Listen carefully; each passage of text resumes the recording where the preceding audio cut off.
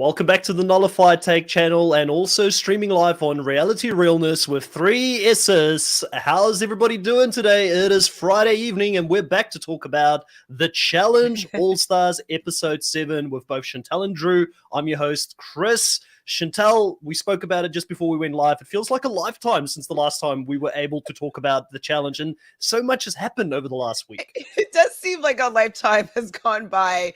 A lot, like obviously we know that the trailer dropped for CBS's The Challenge, or Challenge USA, I believe it's called.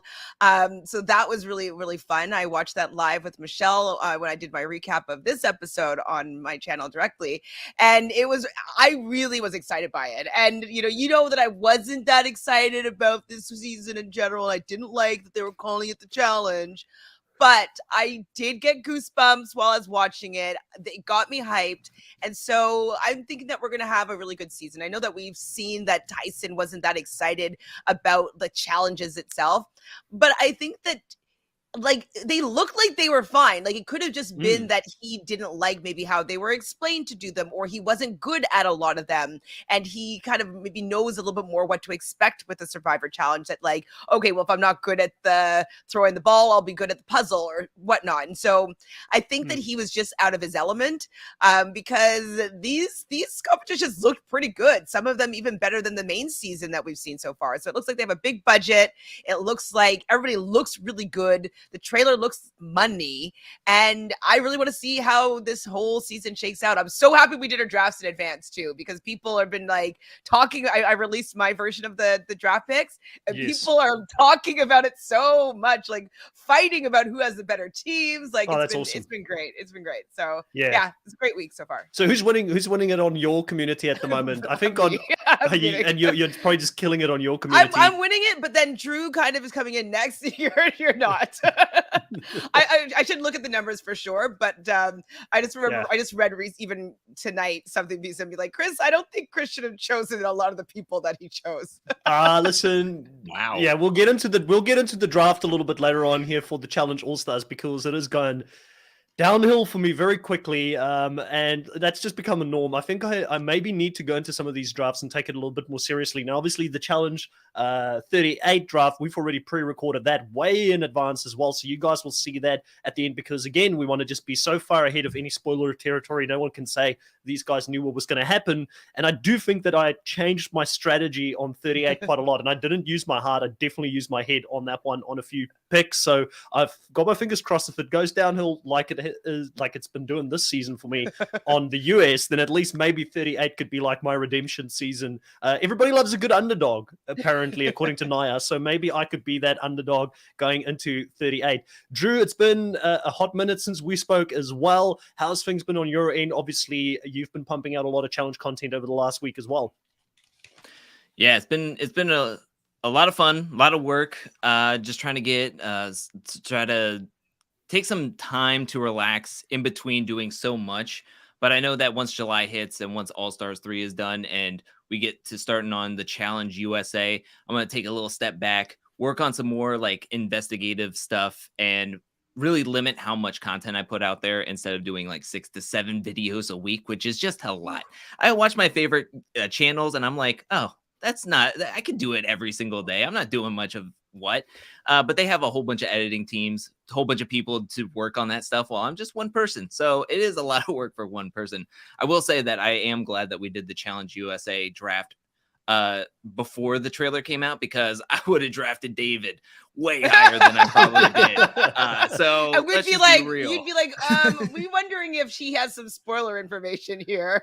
Yeah. Did they spoil it as badly in this one? Because I haven't had the time to look at your trailer yet, but I don't know if I want to, if it's too spoilery. It's not as spoilery as I would say as All-Stars, in my opinion, but I could be wrong. All-Stars 3 was very spoilerific with a lot of the way they set things up. I thought that they were actually tactful with the way that they handled the Challenge USA trailer. There was a lot of close-ups, so you can't tell exactly who was there, and they do a lot of like blurring out the background. So there's a point where there is somebody going into a hall brawl. You only see their legs, and when you try to look in the background, the whole background is blurred. So you can't tell anybody, and some of the eliminations are so zoomed out, you can't really make out who the people's faces are. So you're kind of just guessing at some of the people who could be in these eliminations. So I actually found it very tactful, and the way that they did the names on the helmets are very tiny, very, very tiny. So if you tried to like really zoom in, maybe you could see the names, but I zoomed everybody's name in and I couldn't get exactly everybody who was doing every daily challenge or elimination that they showed. So very tactful. So it's not almost as spoilerific. It's almost like they had someone looking at your channel with the previous trailer, and they're like, "Well, we gave way too many people away and where they're going to be placing." Less in the live, and welcome everybody to the live. Is saying, did you hear that the international challenges will have their own host, not TJ? I did hear that, thanks to someone who commented on our last video. It might have been the draft for the USA. Actually, TJ apparently will not be hosting Australia, the UK, or Argentina any longer. There were talks about him potentially doing that. I'm actually very grateful about that, because I do think that if you're serious about growing the challenge in other regions, you should make those different regions feel like it's their show. So give them a local host from Australia, a local host from the UK and Argentina. There's a better chance for the long-term success of this thing succeeding. Now, I know that the production team that does the main show is very involved in what is going to be happening with Australia. I know that at least from some information that I have behind the scenes, but I think down the line, they'll probably try and take a bigger step backwards from that and probably have like local people even running it, because it will get really intense doing 5 or 6 seasons a year. I just don't know how they would be able to do that. Also, just wanted to welcome everybody here in the live. We've got a big announcement. Say thank you to lovable Nikki within the chat, who's agreed to be an admin for us on the live chat, just so that we can remove people that do put spoilery things in our chat. I think last week we had like 1 or 2 comments that were getting pretty close to that, and just in case we don't catch it, the 3 of us, because we're so busy talking and we're picking up different comments, she's going to be helping us out. And as we continue to grow all of our channels, I'm sure there will be more opportunities for people to step up, especially if you're someone that we know have been with us since day one. Most likely one of us will be asking you the favor of doing that. But that's the main reason for that. Lovable Nikki, thank you so much for doing that for us here on the channel. Let's get into the episode, guys. We're 8 minutes in and we haven't spoken about episode 7 as of yet. We get everybody going back to the house. Janae has lost her man in the game and she is now on her own. Mark is stepping in to give her a shoulder to rest on. And we hear from her that she is now going to be on the outs for the rest of the season. She doesn't really have close bonds. Drew, as someone who always has an eye on Janae, like myself, I think both of us are probably reasonably big fans of her and what she's achieved on All Stars so far. How do you feel about Janae at this point? And are you surprised that she's in this position that she is in currently? I kind of feel like her and MJ being close was an anchor to her this season. It probably prevented her from socializing outside of MJ and herself, because it kind of seems like she isolated herself this season, and that's not the social butterfly that we know that normally plays this game. I actually have questions about the editing for this season, and I got a lot of question marks. I got a lot of question marks, but I'll answer the Janae question. I think Janae is more established. She might not have a lot of the closer bonds like Veronica and Kayla, and possibly Kellyanne and Naya, but she is free-forming throughout conversations we see. She was kind of close with Sylvia and Kayla because they were winning into the authority, and then when Naya and Kellyanne came back from the puzzle challenge, they were kind of just throwing out that, oh, Sylvia said this, I might call her out kind of thing. And they were doing it in front of Janae. So to me, it's like, I think Janae is a little bit more freeform. She might not have the strongest bonds, but she's like a jack of all trades, maybe not a master of one. But she does have like, I'm just making up words, guys. This is how I do things. We'll just agree with you. Yes, true. But we've seen her get close with Wes. She had conversations. She was playing beer pong with Wes this past week's episode. I mean, I think she is connected within the house, but maybe she's not being able to hide through social connections anymore because she's won last season. She's on everybody's radar, and maybe she doesn't have as close of ties as, say, other people within the house. I noticed this as well, Chantal. Chris kind of mentions here that if Janae was not cheating on her man, which we don't know if she is or not, and I think we were defending her a couple of episodes ago here, the edit sure made it look like she had some types of feelings towards MJ after he left. And what's the edit doing if there is no truth there? is this a little bit dangerous to create this storyline, there, or are they actually showing us what is going on? I think is the question here. Well, even, we see a Mark at the very beginning being like, hey, come here, Janae. I'll be your new MJ. Come and cuddle with me. You know what I mean? And so there was some sort of closeness that they had that was very apparent to everybody that was in the house. And I feel it was apparent to us in the audience. So I obviously don't know what actually went on, but they had a deeper connection than seemingly like I have with like my guy friends, seemingly. But everybody chooses to live their life a little bit differently. But in terms of Janae and her gameplay, I think that he was an anchor to her game this season. I think he was obviously very important for her last season, but this season, it seems like she didn't get to be in the room with the treehouse, probably because she was rooming with MJ and kind of like how he was going to feel more comfortable and being able to, I don't know, hang out with the guys or whatnot and have those connections. So if he wasn't there, I'm sure that she would have been in the treehouse rather than maybe Ronnie or something like that. And so I do think now it might be too late. I'm not sure, but I do think that she'll be able to at least do her social butterfly navigation skills a little bit more freely without having MJ, who was also not getting along with some people and is a target. Then she could just be taken out just indirectly because they're trying to get after MJ. So I think she'll be able to do a little bit better now. Yeah, we also hear early from Derrick that he feels like he's got a massive target on his back. He's got 4 stars now after winning the elimination, and obviously that is going to play out throughout the episode because he's going to have to really step up his game in the daily. But more so interesting here in the early stages, Kellyanne and Ronnie has a conversation. 2 people who we haven't really seen interact at all throughout the season up until this point.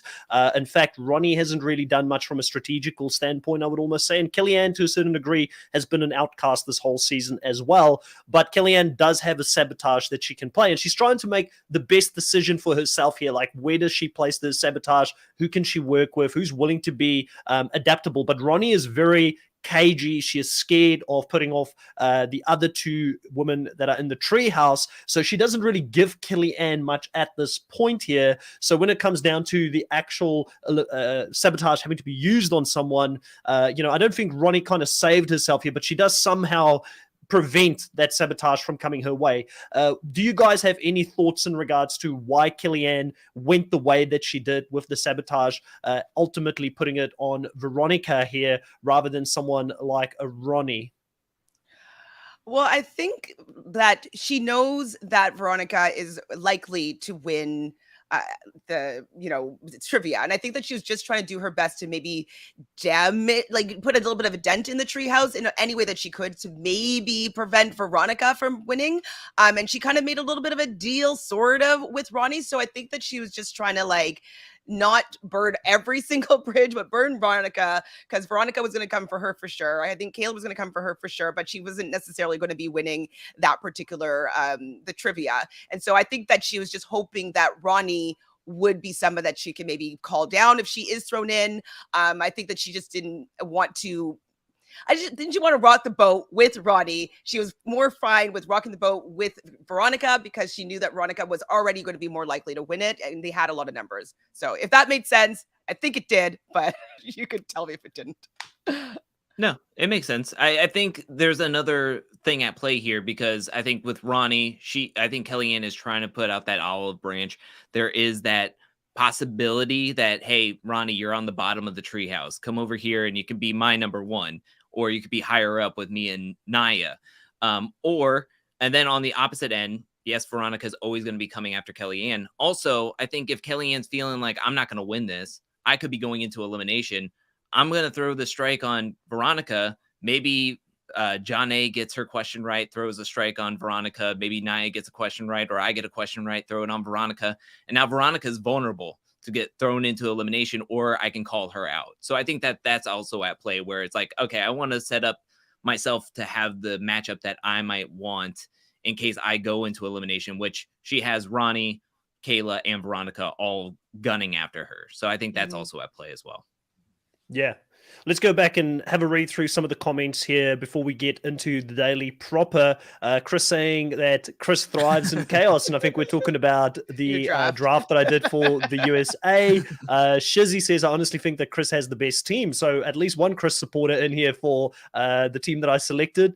And also, I think it was Dolores here that asked, when will Australia challenge Australia air? At this stage, we don't know when it will officially air. I can tell you unofficially that they are casting. They have reached out to people. I know that much. So maybe after, I've got a feeling it's going to be after whatever they're filming currently with 38. But then again, if it's not the same host, it could be anytime. It could even be during the season, and both of them will be in Argentina. So it could be pretty soon. Thomas here says that I think Janae is isolated via the edit. And I think that's kind of what we're sort of agreeing with at this stage as well. And I did see someone here saying, and I kind of lost the comment here, but it was an interesting one. It was Lovable Nikki saying, targeting Derrick makes no sense. MJ called out Derrick. Was he supposed to lose Chile? And I think that was when, in the beginning, Janae was sort of taking stabs. They were saying, oh, where's his crown now? And she said, I still have his crown and I will be throwing you in next. So I think it's a little bit of just playful, lovable banter and jabs going in between the different housemates at this point. It's kind of how I saw that, unless you guys think she was a bit more serious. Because he couldn't at the beginning of the episode when he was I'm coming for you. I think a little bit of both. Like, I think that she's probably a little bit irritated that Derrick did go down and take out MJ, but I don't think that it was like going to be a big beef that they're going to have now. I don't think. I also think that there's a way in which Derrick won, in which let's go back to the celebration that happened and he was grabbing at MJ and yelling at MJ kind of thing. I think that probably could have rubbed Janae the wrong way. And then him coming in saying like, where's his crown? It's a joke, but Janae's still in that, like, we could see Nia being that way next episode after Jordan gets like eliminated. They're going to be, it's going to be too soon to joke about that kind of thing when you had somebody with that strong of a bond. So I think that could have played a factor in it as well. Just the jokes and the celebration could have rubbed her the wrong way as well. Yeah. Well, while we're talking about Derrick, he reckons that no one enjoys trivia. And I was thinking to myself, that's not true. We have the fans. We love seeing trivia. We love seeing people go out there, make fools of themselves, having TJ just heckle them the whole time while they're up there and pretending like everything is the easiest thing ever to know the answers to. How did you guys feel like about trivia being back as a daily this season? Obviously, I feel like it's a fan favorite. I always enjoy seeing people get things wrong, but I will be honest, there were a few questions there where I would have been lost as well. So which one? I don't know. Which question? I can't remember the specific ones, but definitely. Tell me you know your primary colors, please. Yeah, I do know the primary colors. There's like some stuff that I do know, but still, you know, the thing that always comes to mind whenever the trivia thing happens for me is when I think it was the Johnny Bananas question about Australia, and it was something like, "What's the primary language spoken in Australia?" And he had like like something Dutch or something like that instead of like English. And I was just like, these guys are definitely not the sharpest tools in the shed, And well, it's just like university was the challenge. Like that's all they learned, Like some of them went to school, I'm sure, but like for the most part, they've been doing this since they were in their teens, late teens, early 20s. So. Well, it was a lot of fun. I guess the only other real strategic move that gets made before they go on and actually do the trivia itself is Brad using the sabotage on himself instead of showing where his cards are at. At first, I didn't like it. I'm like, why are you using it on yourself? That's kind of like defeating the purpose of the sabotage. But when I thought about it, he was kind of in a position where I think he was going to be safe regardless. And he was safe regardless. Like when they started talking about potential names of who could go down there, Brad's name never got mentioned by any of the sides of the house. So why show your cards at this stage? So in hindsight, I feel like Brad made the right decision here, Drew. Yeah, Brad's a nucleus. I mean, he is in good with Mark and Derrick, and then he's also really in tight with Nehemiah and Wes. I mean, at this point, why even rock the boat? If you don't think you're going to win, just throw it on myself. I don't even need to get into power to stay safe, basically, is what he's thinking, which is exactly right. And I mean, he crashed and burned in a very funny way this episode. So, I mean, I was happy with it.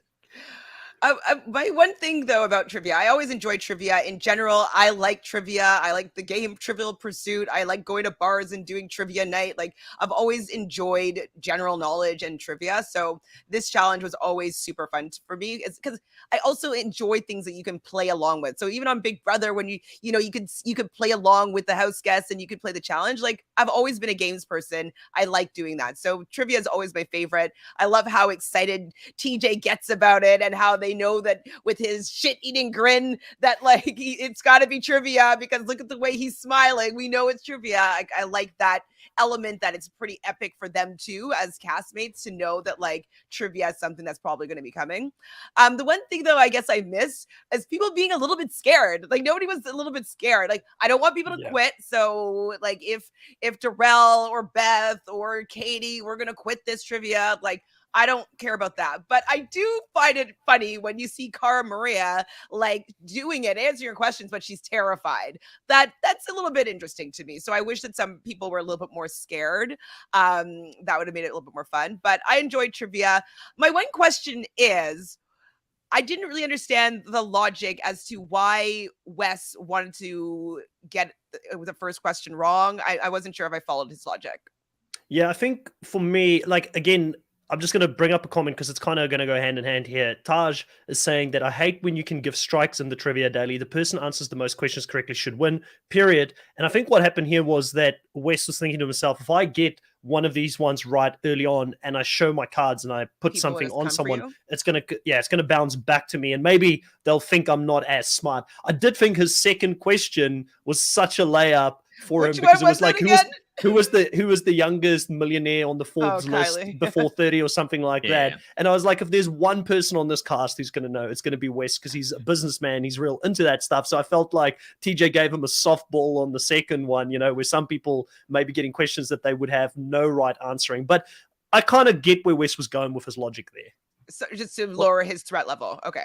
Yes. Well, also the way where it was going, if he says Jordan and gives a Jordan a strike, and then Jordan is a few people down from him, so Jordan is gonna, the way it's questioned, Jordan's gonna get 2 strikes onto wherever Wes is if he gets those questions right. So I think he didn't want to give Jordan those strikes, knowing that it could possibly come bouncing back right towards him. I think is also, I didn't get it. I just really wanted him just get it. I mean, it was the easiest question ever if he would have just answered it correctly. And at the end of the day, it would have made a difference of what would have happened. That was the difference between third and second place possibly for him, or even possibly winning if he would have just answered that question correctly. Yeah. Chris says that Wes just said it after he got it wrong in confessional to make himself look smarter than what he is. Yeah, it's possible, but I mean, he did the wink thing, right? So, I mean, he must have, maybe he thought about it on the spot. I got it wrong. Let's wink, and I'll tell people afterwards why I winked in the first place. But it was a pretty easy question. I think it was like, which month of the year has 30 days? 30 the first days. month of the year. Yeah, and he said January, so he clearly threw it because no way he thought January had 30 days.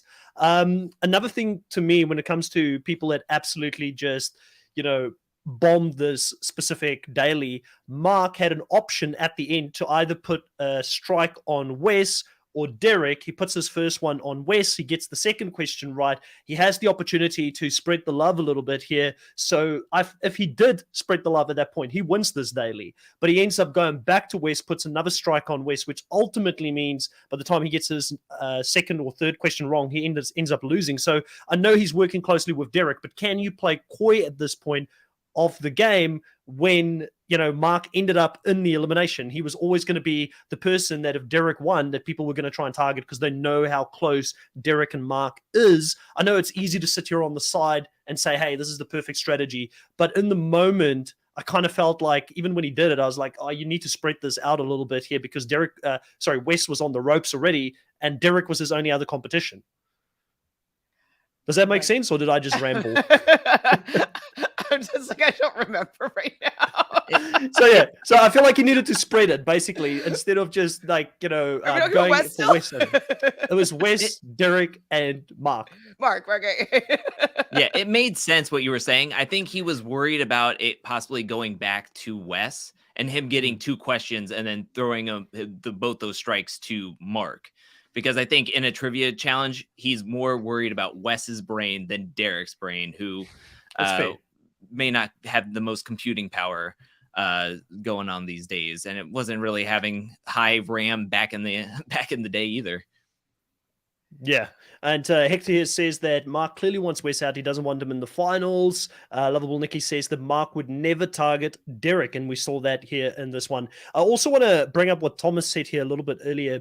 He said that too many daily challenges this season is helping teams sort of team up. That's been a common issue, I feel like, for not just the challenge All-Stars 3, but for a lot of the recent challenge seasons that are out there. And this specific one was no different. Like someone in the outside of the house, like a Jordan, who ultimately ends up, having to go in there this specific episode, or on the other side, if you're not in the treehouse, you have a massive disadvantage playing in these daily challenges where you can put strikes on other people, which is the main reason I agree. I feel like it should be who gets the most right, and then you go into like a sudden death almost, rather, because putting these strikes on people is only entertaining when it's a completely new cast and people don't know where the allegiances are sitting, so that will give them an idea. Oh, I'm completely wrong. But everybody at this stage knows who the treehouse is. Everybody knows that Brad and Mark and Derrick are working together. They know where those allegiances are sitting. Should they workshop this? They probably won't, but should they workshop this in the future for it to be a little bit more fair? Or do you guys like the drama of it and the predictability of an alliance steamrolling? Like the way you set that up, obviously we're not going to like the letter. Objection, leading. Leading. Hey, that's the salesperson in me. I just wanted my outcome, not the other outcome, because I'm like, no, let's take that off the board moving forward. No, I mean, I don't know if they'll be able to change anything, but it's been a complaint that we always have.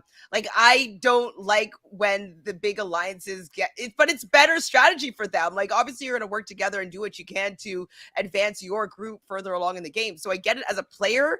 It is better for them to be able to do this. I just wish as a viewer that they would be able to be like, no, you like no strikes. They shouldn't do the strikes, especially when they know that there's these big alliances in the game, because it really is boring. I think it ruined 2 challenges for the most part. Like it ruined this trivia, which could be interesting because I do want to see who does well in trivia, not who people want out more. Like that's not that interesting. And same with that other challenge where like usually it's very interesting to see like where alliances may fall, but when there's only 2 people not in the alliance, like it's like, okay, well, which one of those 2 are going to be out first? That's where the drama is, and it's not entertaining at all. So I do think they need to workshop it. I am not a fan of it, even though you led me in that direction. I can't get one over you guys. You guys are seasoned veterans at doing these recaps. You see right through my leading or propaganda and what I want the outcome to be. But I guess, looking at it, like you mentioned there, we did have an opportunity here, Drew, to see a little bit of where the allegiances sat within the treehouse, because Veronica had a chance here to choose between Kayla and both Ronnie on who she wanted to send out. Or was it Kellyanne and Ronnie at the end? I feel like it was. And then she chose Kayla over Ronnie. So it kind of shows a little bit of where the allegiances are within that group. But I was surprised that Ronnie was so taken aback by that. Like, Ronnie, come on, you need to know this. You're even admitting that you have not done any strategizing. You've not played the game actively. Why are you surprised about this? I was like, oh boy. So really it seemed what had happened is that she got involved in this alliance, and she's from the old school vibes where it's like, you just stick with your team and you work with your team all the way to the end and you win with your team. Like, I think that must be what her mentality was,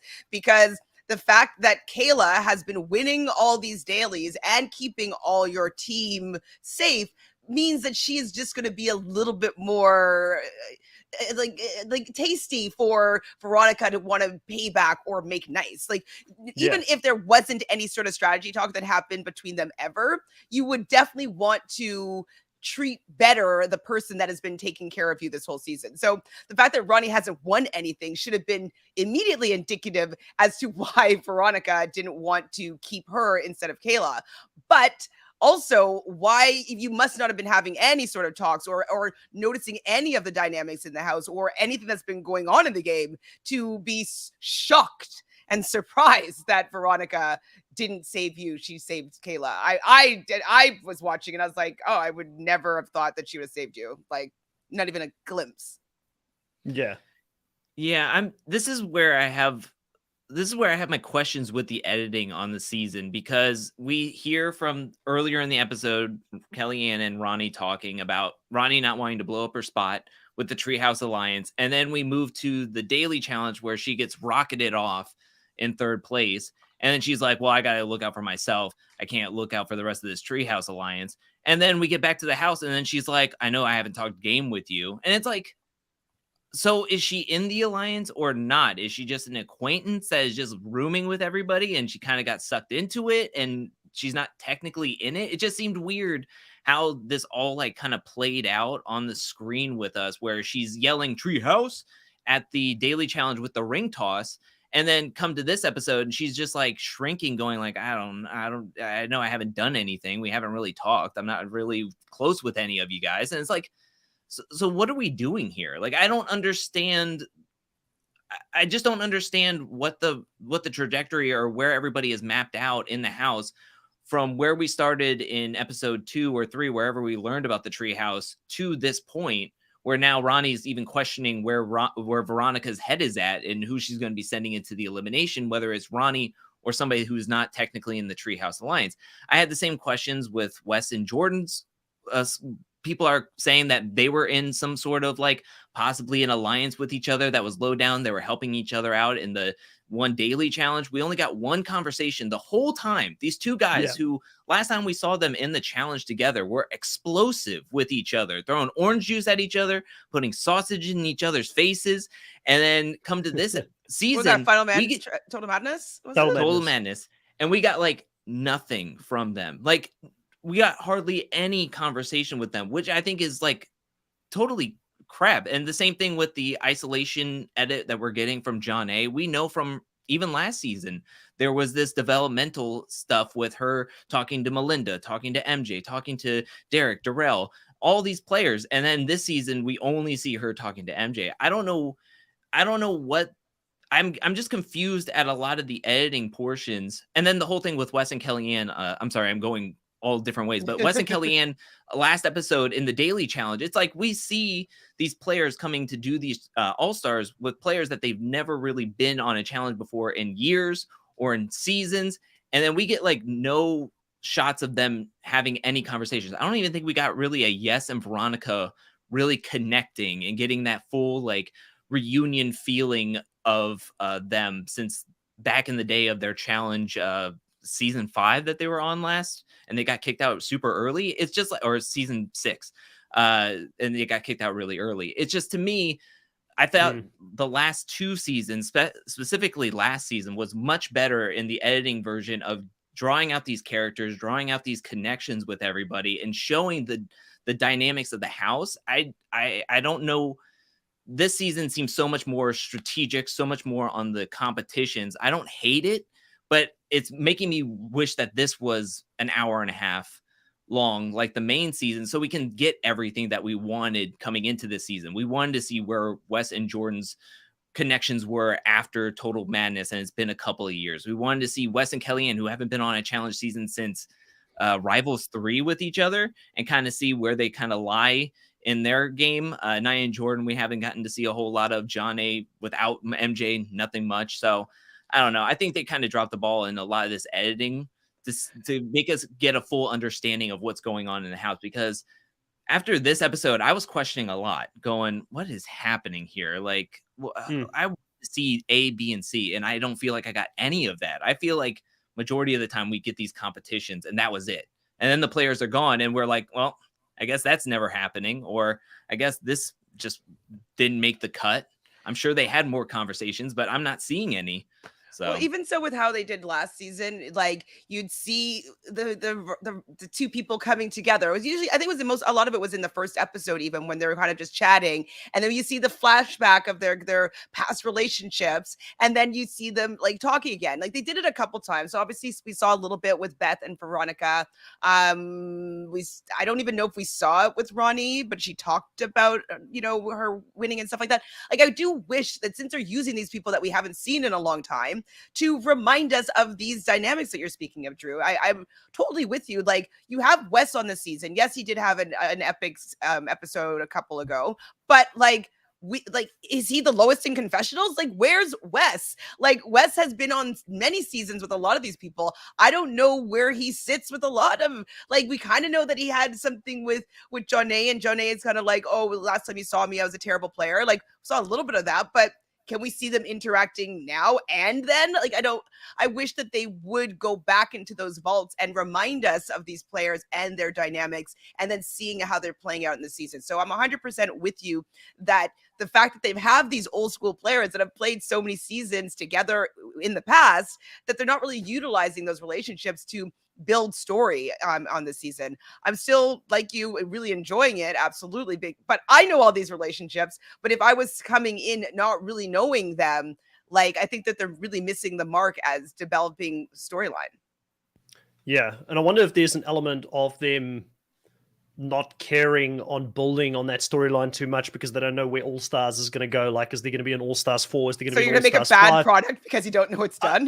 Like, I don't know, but one of the things that stood out for me, as well, this episode was, I enjoyed this episode less than any of the other episodes personally so far this season. I felt like it was very predictable, very straightforward. I just didn't get that excitement from it, and I couldn't put my finger on why that was until Drew just mentioned, you know, you put it better than what I could, but it's basically down to the fact that they've got these legendary characters that are coming back to play the game. We know TJ hyped it up to be the best All-Star season yet, you know, and it could still very well be, because it's only one episode where I was a little bit lower on it.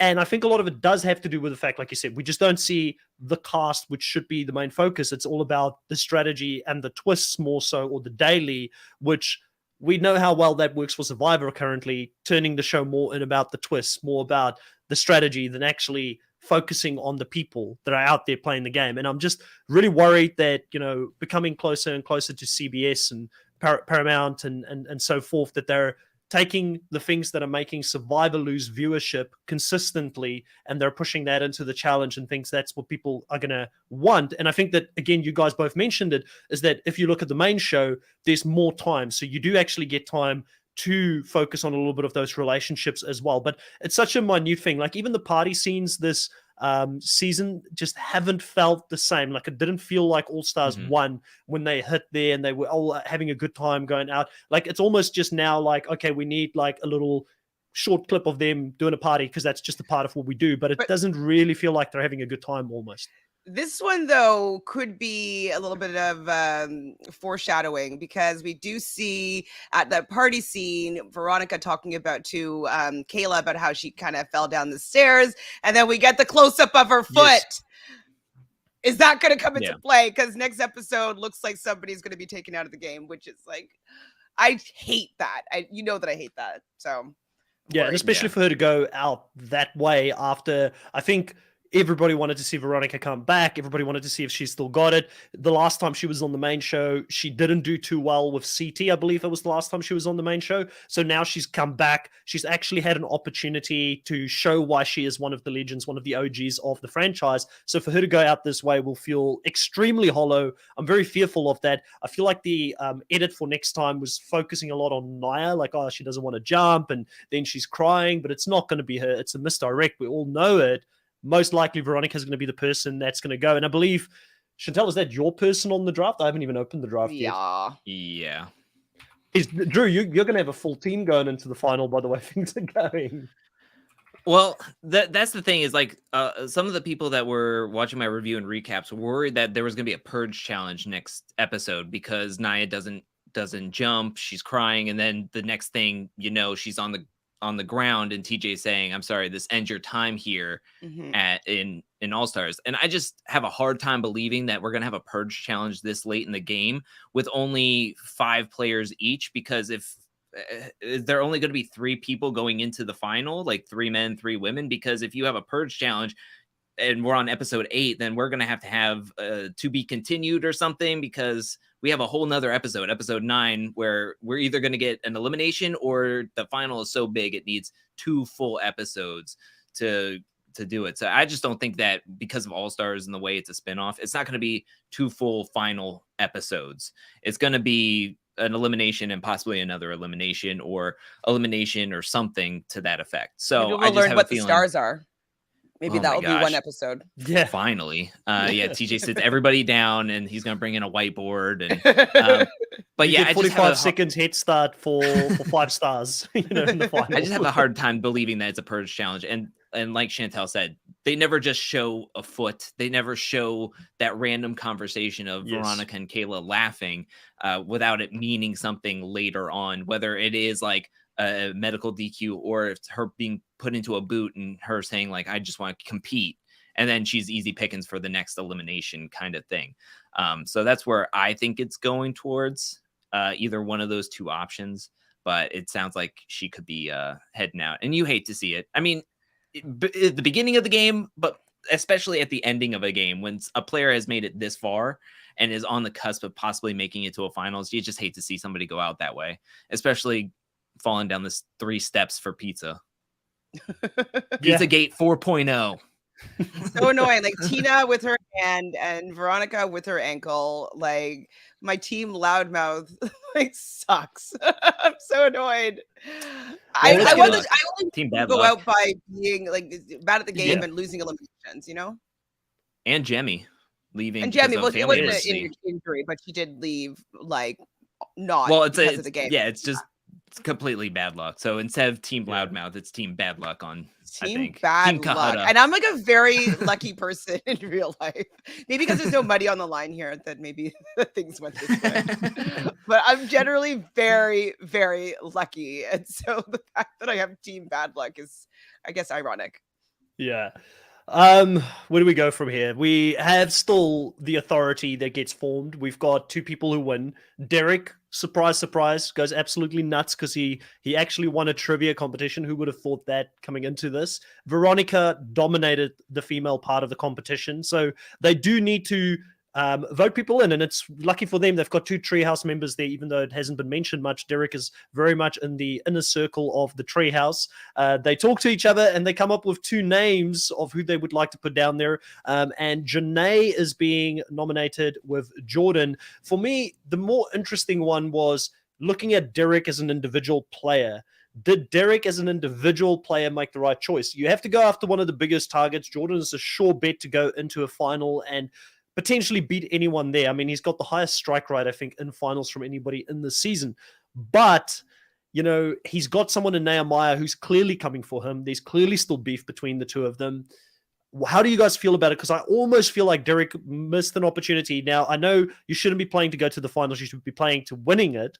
But I feel like if there's an opportunity where Nehemiah could win something, which he hasn't done so far, that could still come Derrick's way at this point, not taking that shot at him at this point. How did you guys feel about him putting Jordan in? Well, I think that Mark played that really well. I think that Mark really took Derrick, and Derrick listened to the fact that like Nehemiah isn't a threat to us. Nehemiah isn't really yes, he's coming after him, but we saw after he didn't choose him, Nehemiah gave Derrick a hug.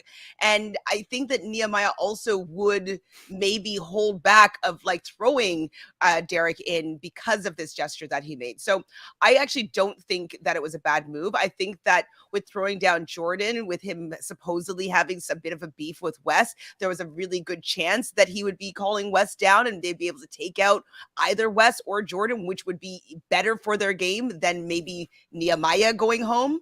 And so I think that they were taking the risk that they could maybe get out Wes or Jordan with that play. And I think it was a better play because I don't think that Nehemiah is that dangerous this season. Like, he's not that scary. Like, I'm not worried about him winning.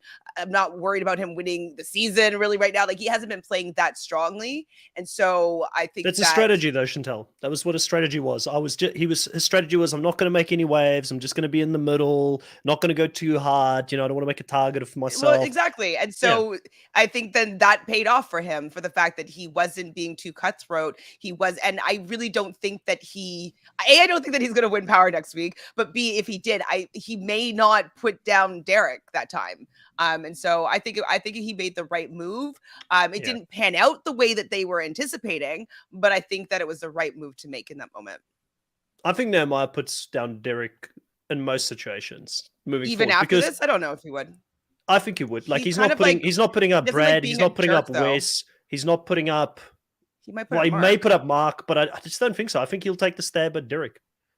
but I don't think he's winning anyways. But yeah, but I get what you're saying. It's but definitely Nehemiah's strategy this season of playing low has worked. He's very happy about the fact that he misses the bullet that's being fired. I think the Janae vote is a good one by Veronica. You know, she could have gone Kellyanne, but you know, if you had to choose between who you were going to put in, you'd go for someone that's just won the championship, someone that's proven to be good at finals. We know Kellyanne's got promise, but she hasn't won it yet. You know, and Kellyanne also went up and talked to Veronica and was like, did some "Hey, work. like, like I won't put you in next week if I win." And she has won before, and so, you know, that holds a little more weight than Ronnie giving her the same promise. You know, it's like, well, Kellyanne has done more to prove to me that it's possible that like this could be useful in the future. So I think that Kellyanne did a good move, like with going up and approaching Veronica. And remember Sylvia last week, she didn't do that. Why didn't she do that? That's all that she needed to do to maybe have been saved from going down into the elimination, but she couldn't do it. So I think that Kellyanne move with going and approaching Veronica and being like, "Hey, if I win, I won't take you down." And I think that that's a better promise than Ronnie, who maybe, we could promise the same thing, but chances are she's not going to win. Yeah.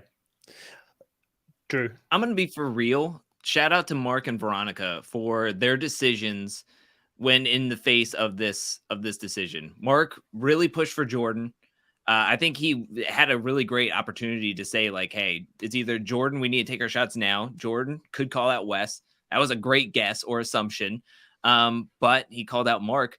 And even at that point, Derrick was like, he could call you out. And Mark, I think, was just like, I don't care. I'm either beating him now I'm either going to get beat by him now or beat by him in the finals. I'd rather get beat by him now and go home and get taken out by a legend. I didn't take him out rather than Yeah, exactly. And Derrick, I think, was playing the scared, quivering his boots a little bit, like he kind of normally does at this point in the game. He just wants to make it to the final. Doesn't care how he gets there. He just wants to get there. Veronica, I don't think there was any hesitation. She had deals and deals on top of deals with Kayla, Kellyanne, and Ronnie, that she's like, I'll just take a shot at Janae. I don't care. I don't care who Janae calls out, whether it's Kayla, Ronnie, or Kellyanne, you want them gone, or Naya. Like, if they go, that's another person left for me to have to take out before I get to the finals, kind of thing. Yeah. So I really enjoyed Veronica not having like any hesitation. And shout out to Mark, who in the face of Jordan could take you out, and after seeing what he did to Darrell, he was like, I don't care. I'll just go in, and if he calls me out, he calls me out. And I just loved it. I love both strategies here. And I think Mark showed us why he's a legend, why he is known as the Godfather, because he came in there not knowing if his name was going to be called, but was prepared and got the job done. I like that. So I really appreciate that.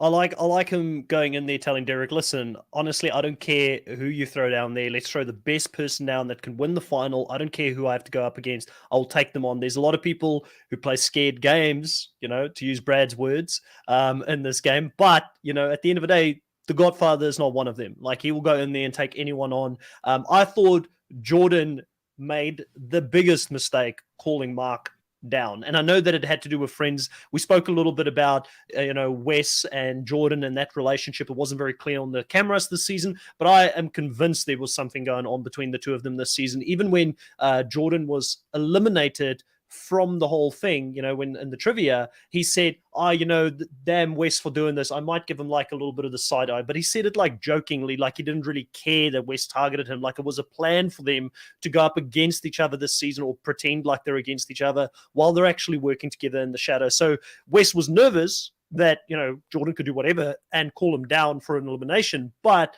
I think he made the worst mistake. Like, Jordan already is going into the specific elimination at a disadvantage. He's got one half of one of his hands. He's got another full hand. He's got to pull something with a rope that is weighted. And you're going to go and pick the biggest guy out there and one that's got brains as well. I mean, Mark is no dummy, and you're going to choose to go up against him of all people. I know that there were a lot of friends down there, but I would have said, throw somebody else down there and take your chance here. But then again, in saying that, if you're going to go down, you'd rather go down against a legend, I guess, than like someone that hasn't proven themselves as much. So in that sense, I do respect it. But was it the biggest or the smartest move for Jordan in a very bad situation that he had, having to go in there, having to pull a rope? I don't know.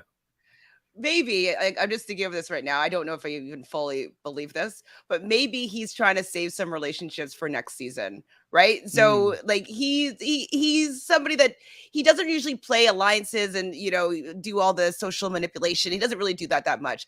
But if he can know that Wes isn't going to be targeting him if they play on another season together, like that's a good thing to have on your side if you were to come back. So maybe he's playing a little bit of a long game. If maybe he saw what it was going to be, he kind of had a feeling that he might not be able to pull out the win on this one, and he went with Mark because if Mark goes back, like that's okay for the rest of them to be able to run against Mark, whatever. He keeps his relationship with Wes, and he keeps his relationship with Brad, and maybe that's like kind of what he wanted to do, is maybe just build some relationships for potential for future seasons. For season 40 champions, winners at war, best of the best. You'd rather want to have Wes on your side than not, right, Drew?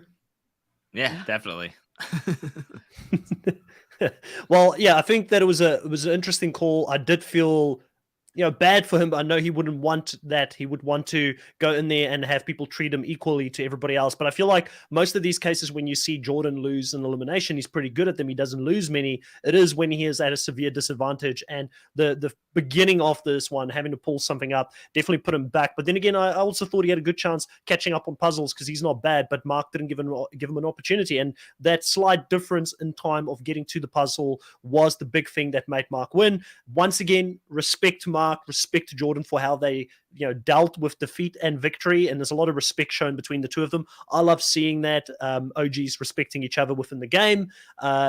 Janae going down there and having to call someone down. She ends up calling Ronnie down, who is from the treehouse. And she says, Ronnie hasn't really proven herself yet, so she wants to take her on, but she is a legend within the game. How did you guys feel about that move? Did you think that she won, so ultimately it was a great decision, but were you shocked in the moment when she chose to go up against Ronnie, someone that wasn't very tight to Veronica and kind of on the fringes of that alliance? Was that the best move? I mean, I don't know if they could tell that there was a puzzle portion of it, but if they could, and she didn't choose Kayla to get Kayla out of there, because Kayla will be a big competition for her even Kellyanne, like both of them are going to be better. They could be better than her in endurance. So it depends obviously on how the final is set up. We know that in season 1, she was able to get ahead of Kellyanne, but that had to do with her partners. So I feel as though she should have maybe taken a shot at 2 people that are definitely really good with endurance running and very, very strong. So I thought that Kayla, I would have been like, please choose Kayla, please. I was hoping, but she chose Ronnie, and I was like, darn it. Yeah. Hector says, I think Jordan told Derrick he would pick Mark if he gets nominated, and he felt forced by his own words to call Mark ultimately. And that could be because he did say that beforehand, and Jordan's one of those kind of people that's like, my word is my bond. I'm just gonna follow through with this. But yeah, I guess, Drew, what did you think of Ronnie's performance here going down there, taking on Janae, who has been all over the Challenge All-Stars? Surely she's starting to, cement her place as one of the greats in the All-Stars format of this game, and maybe even the Challenge as a whole. Like, do you think that the way that she's playing this season is sort of setting some things right, where people have probably been calling her out the last couple of seasons, saying that you've just been cruising to the end, which for me is still respectable. I respect the fact that you've got a social game and you can get to the end without having to go into an elimination, but I know that Challenge fans and people who do the Challenge feel like you need to earn your stripes. Yeah, I think we are seeing a completely different Janae than we have in the past couple of seasons, even just the past 2 All-Star seasons. I think she's coming into this one a lot more confident, a lot more secure in herself and her abilities. I mean, she wanted to get thrown in against Beth, and that would have been her first elimination she's ever seen. And she came in confident, ready to throw those punching thingies at Beth. And Beth quit. So then you're thinking, okay, well, does she have it in her to actually get the challenge, the elimination win, and go all the way? And she did against Ronnie, despite being down early. Ronnie got her puzzle pieces earlier than Janae did, but even seeing Ronnie getting her puzzle pieces and running to her puzzle board, Janae did not frantic. She stayed calm, cool, and collected. She got her pieces, and then she just did the puzzle.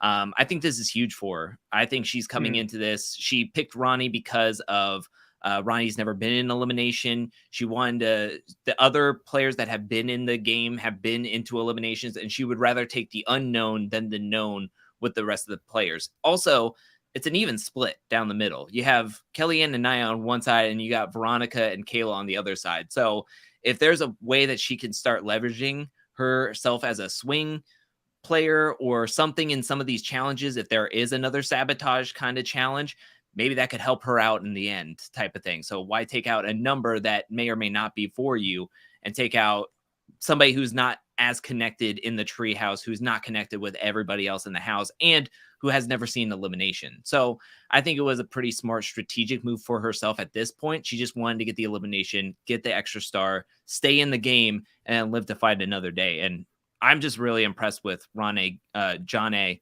Gosh, I did that so many times in the edit. I would say Janae, and then I would try to say Ronnie right afterwards, and it would be like Janae and Ronnie, and I would be like, oh my gosh, I got to do another cut. But no, Janae is just really impressing me at this point, and we'll just see what happens next episode with the next daily challenge, and if she can get back into power. Because my worry is if like Kayla or Veronica get back into power, they could just easily be like, well, I already threw her in once, I gotta throw her in again, because if there's another daily challenge and she wins it, she's gonna throw me in type of thing. And you know what? She should throw Janae. Everybody should throw Janae in over and over 100%. And over again until we get to the finals. She's the most balanced. She's the most so balanced, and she's won. So, I mean, exactly. If you don't get rid of her, what are you doing? Thomas here is saying that Ronnie was a bore this season. I do feel like, she didn't really give us much from an entertainment value. They kind of felt forced to go to her every now and again because she was a part of the Treehouse Alliance and she had an opinion to give. But I did feel a little bit, for her towards the end of this episode where she said, it's been 18 years since she's played. She's not used to being in front of the cameras, having to put on a show all the time anymore. Like, I mean, there's a whole different life that she's living outside of the game. And she did say that for her, it's not as easy to come back and play again. So I don't know if we see her come back again. She's got responsibilities. She's a mother. She's got a very good job by the sounds of it. So she was lucky to get this time off to be able to come and do it this season. So I thank her for coming and, giving back to the OG fans of the challenge who wanted to see another OG return on the All-Stars. I don't know if we see her coming back, but Jordan was quite clear at the end. He's like, you guys will see me coming back for another season. So how do you feel about Jordan as a whole after this season? Do you feel, Chantal, I know you're kind of 50-50 on him, sometimes leaning towards more iffy. Do you feel like he is someone that has shown some growth this season? Do you think he is starting to change the narrative around him? Or do you think it's more like a show for the camera still at this point? I mean, he didn't really bring very much for me this season. Like, yes, like we expect him to do really well in elimination. So when he beat Darrell, that was pretty, like, obviously it was epic. But like the challenge itself, I was like it kind of was a little bit lackluster. So I didn't really see. He's another person that I didn't see enough. We had one episode where they showed a little bit of his relationship with Nia and how that's changed, and now they're a lot closer. Okay, but like I needed to see more. In the beginning, it seemed like him and Wes were going to have a little bit of a back and forth, but then whatever happened off camera, that they mended fences or they made a pact or something went down. And so that element of his storyline disappeared. So he didn't really do anything for me this game. He wasn't really involved in any of the strategy. He wasn't really like he was thrown down once. I don't know. He didn't really do much for me this season. So I guess I could take him or leave him because he wasn't that impactful for me this season. Yeah, I think that we saw a different side of Jordan this time around, because if we remember back to like Dirty 30 and even War of the Worlds 2 and Total Madness, like his frustrations that bubbled up was the dynamics of the house, mainly like people not taking care of the dishes, leaving out peanut butter jars, messing up the turf in the house. He's dealing with 20-something-year-olds, late 20-something-year-olds, and he's like freaking out about them being super messy type of thing. And we've heard from Jemmy. Gosh, I'm gonna put A at the end of everybody's name. Jemmy.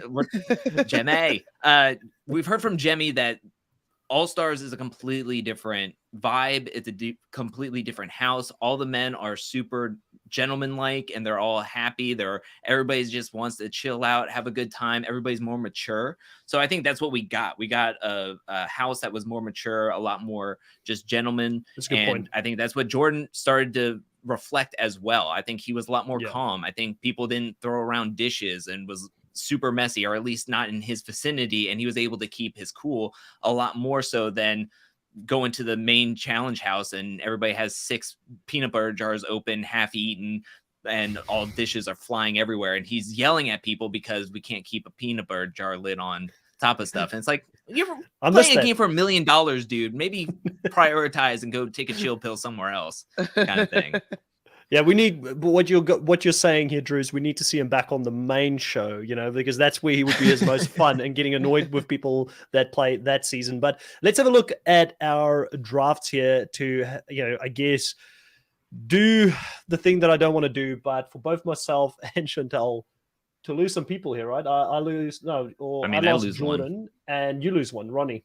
So Yep, I'm down Ronnie. to 2 players at this point in the game. I am like hanging on by a thread, but it'll be, Chris's Angels, both Kellyanne and Janae. Maya going into the end for me. And then Chantel, you've still got Nehemiah, Brad, and Veronica. We didn't speak too much of Brad, but all my money's on Brad right now. Yeah, listen, I would put like a lot of money on, like I would almost put the house on Brad at this point. That's how well he's played this season. Yes, you could say he's played a scared game, though he's called other people out scared, but that sometimes is the good game. That is the game that gets you to the end without getting thrown into an elimination. And we know that physically he's capable. We know he's starting to do better at the puzzle side of things. I've been thoroughly impressed by Brad this season. I think that if I had to have my money on someone that has a chance to win this now, it'd be someone like a Brad going into the final. So you definitely have a very, very good shot there.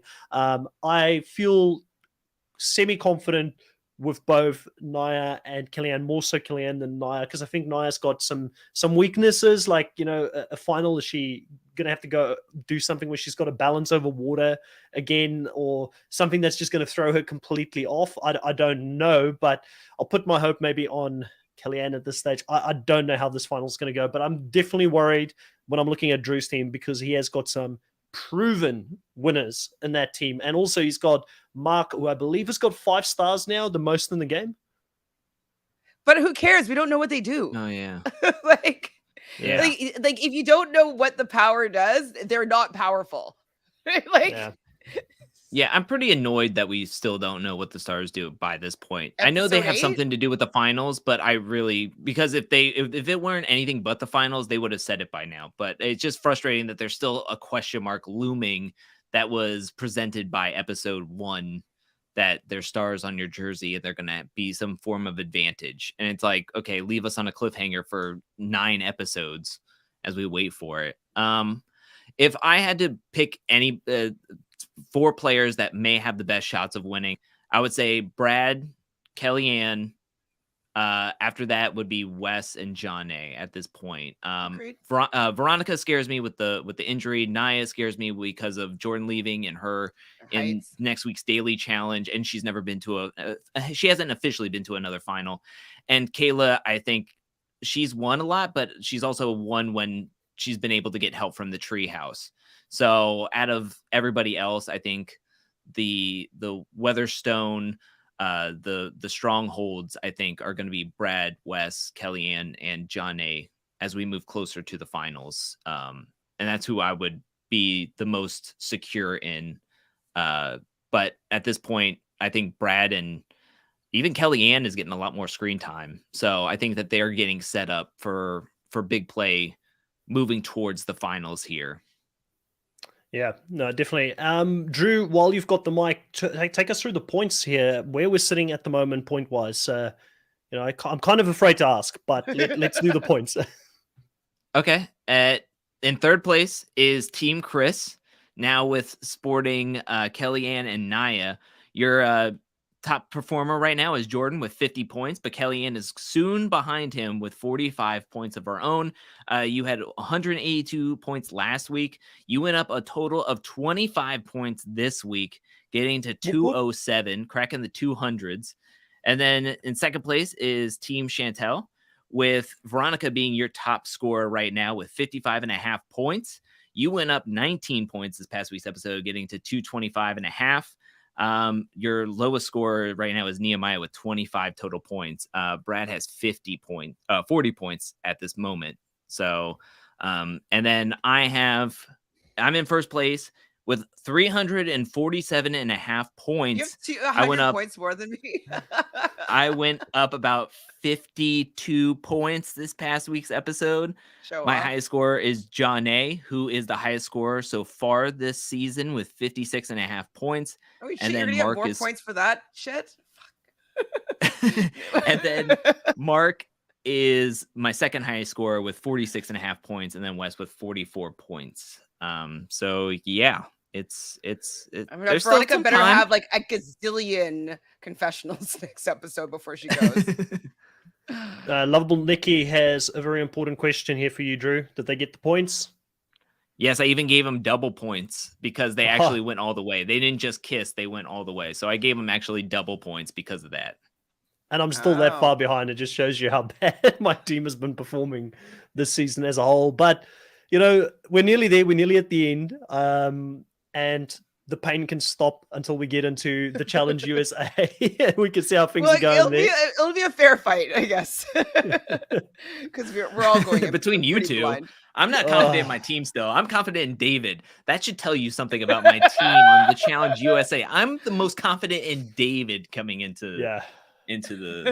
Well, it'll just be I think it'll be most interesting because we all don't really know how it's going to play out. Like we don't have any idea of who's going to be good at these type of challenges. Like obviously we took our best guesses, but like it'll just be evenly matched in the sense that we know none of us know what it's going to actually be like. So let's just bring it up while we're talking about it here for anybody that's still in the live. So these are the teams going into. You haven't swapped out their photos yet? Come on, Chris. I was about to say we should swap out their cast photos now. I did that for the video. I put their pictures up. Proper videos, and So like I'll definitely swap it out so we've got the right ones in here. But Drew, you've got a pretty solid team there, though. I mean, I don't know why you're feeling too bad about like your team. I think it looks good. People say you're second and Chris is third, so. There we go. Yeah, I know. I feel confident after seeing some of the stuff and talking to Athana Mail this past week. He had a lot of the same sentiments I shared when I was drafting the players. I just know that going into this, I wasn't very confident in my own abilities or not knowing exactly how everybody would fit into a challenge season. So I based it more on my heart than my mind, probably. So that's why I have Tasha maybe as my first pick, but I wasn't going to let anybody else have Tasha on my team. Thomas has got no faith in me. That might actually be based on the fact that I've only got 2 people left on All Stars. I'm hoping, and not this one. Otherwise, it might just be another long season for me going into the Challenge USA. All right, maybe you'll be done quick.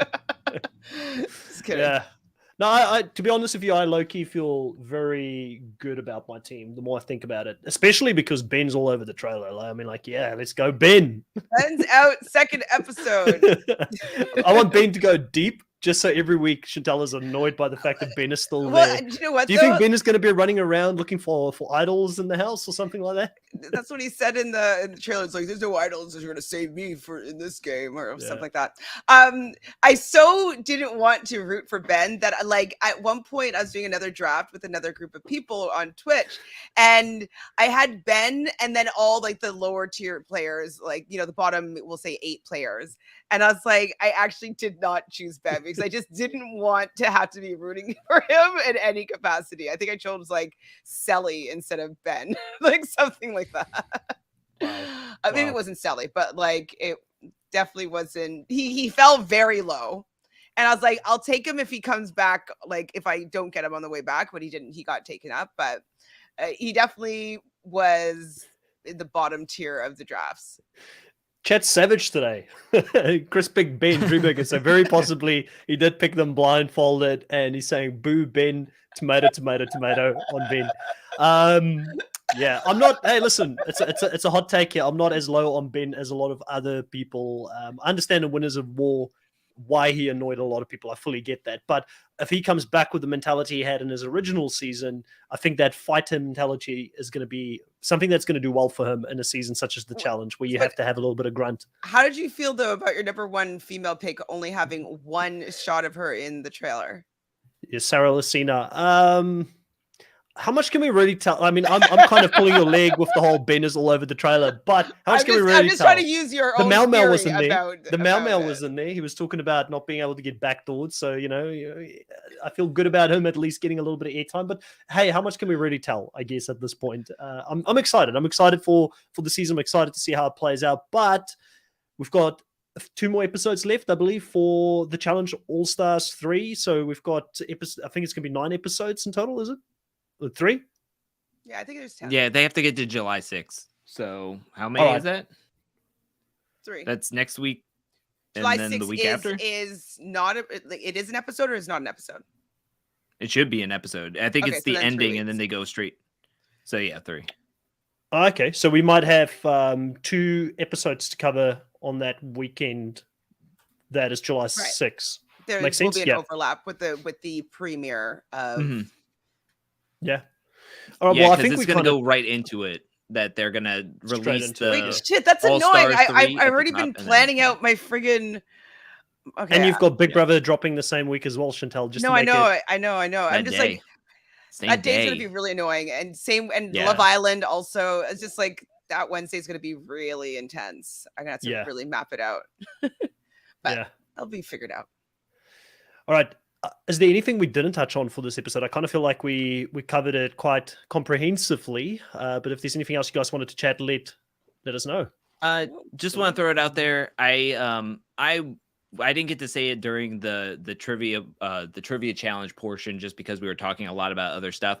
I really enjoyed last year's trivia. I thought that was a better way to doing the trivia. I know why they didn't do it the way this year that they did it last year, because there was a little controversy there that happened towards the end of the guys one. But if this wasn't for Brad, or if it wasn't for Brad's crazy answers, I think that this would have been a really blah kind of trivia challenge, in my opinion.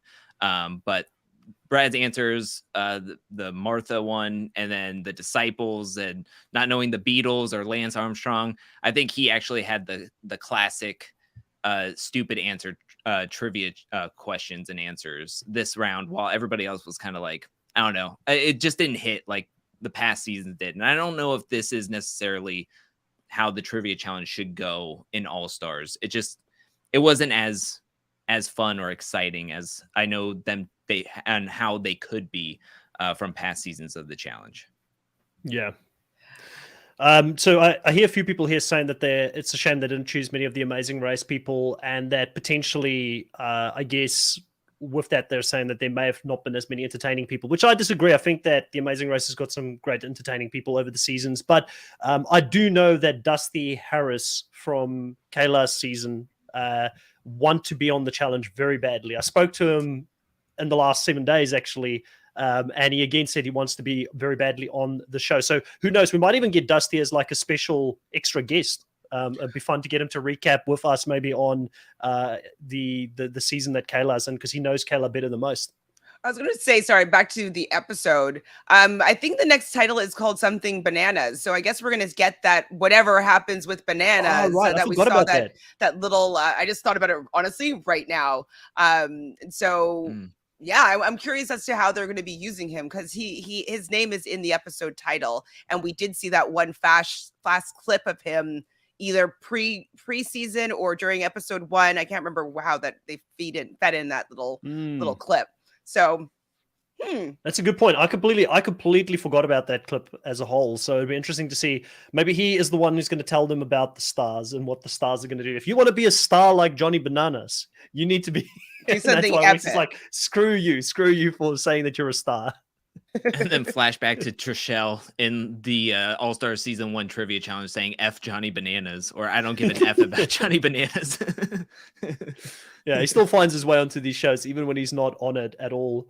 Whoever picked Kayla, I'm rooting for. That's a Jelly Donuts. You and me for life. I've got Kayla. She's my second. Jelly, is she being sarcastic? I don't know. I'm hoping she's being real with me here. All right, so that's it here for this week. Chantel, what do you have coming up on your channel, Reality Realness with 3 S's, over the next week? On like Sunday through Friday, going live at usually about 6:15 Eastern, sometimes maybe a little bit later, covering Love Island UK. The season has been pretty good so far, especially compared to last season. It's definitely much better. If you can't watch it, you could just hit me up and I'll tell you a Twitch link that actually has it airing live every day at 4 p.m. Eastern. So going live every day for that. On Thursdays at noon, we talk about the Housewives of Beverly Hills. And then Wednesdays do a watch party for the Challenge All-Stars at 2 p.m. with Zoe, and then usually do a recap at 10 p.m. Eastern with Michelle. I think that's it, but I might have forgotten 4 shows. Oh, it's going to get very busy very soon. Drew, what's happening on the Angel Cake Entertainment channel here on YouTube? So for Saturdays, the power rankings for the Challenge All-Stars Season 3. And then I go into Sunday, which is Endurance. We're coming up to the finale of Endurance Season 4, which is getting intense and exciting. Monday, I'm going to put out a clip. Tuesday, I'm going to take off. I do not have a video for Tuesday. I'm hoping to have a video by Friday, so I'm going to swap out Tuesday with Friday. But Wednesday, review and recap, Tiny Table Talk on Thursday, and then possibly a challenge video on Friday. And then repeat the cycle for the next week. And then I'm here with you both here talking about the Challenge All-Stars 3, and then a little splash of the Challenge USA. I feel like we're always going to talk about something other challenge related because there's just so much going on, and I'm always excited to talk about it. I have to say something before you go, Chris. I didn't realize you're talking about Kayla Amazing Race. I thought Jelly Donut was talking about Kayla the Challenge, and so I thought that she was on your team. I just got confused. I like Kayla from the Amazing Race. I didn't mean to throw shade on her. I know Krista does like her, but I thought we were talking about Kayla on the Challenge. That's an easy mistake to make. Happening, and then I saw in the comments she's like, she's not happy with the Amazing Race people. I'm like, oh my god, wrong Kayla. So I like Kayla. I'm sorry that we didn't draft James Jelly Donut. It's only because I haven't seen him perform in this type of challenges, and I thought that his partner Will was the stronger of the two of them on the Amazing Race. But no shade. He got some airtime. James got some airtime in the trailer. So I mean, I was actually at one of the shots that they had of him from the bottom looking upwards. I was like, "Who's that person? It kind of looks like Josh." I don't know why. I was like, "No, it's James." You know, I think it's the angle that they had it at. Yeah, it was, I had to like look at it twice. But in any case, so on the Nullified Take channel here over the next week, and if you've missed it, we've just had our preseason cast assessment and draft pick for Survivor South Africa. That is going to be airing the 18th of July. We will be covering that season. We also have exit interviews that will be happening on this channel every week as people get voted out. The local broadcasting network has provided us with the ability to do that. We're so grateful. Nice. And I've got a really great group of co-hosts that will be doing that with me. Sadly, Drew and Chantal will be focusing. There's a lot happening over the next couple of weeks on some of their own shows, but I do have Zoe and Richard from South Africa that will be covering that with me. And I thought it was a really fun draft that we did last week.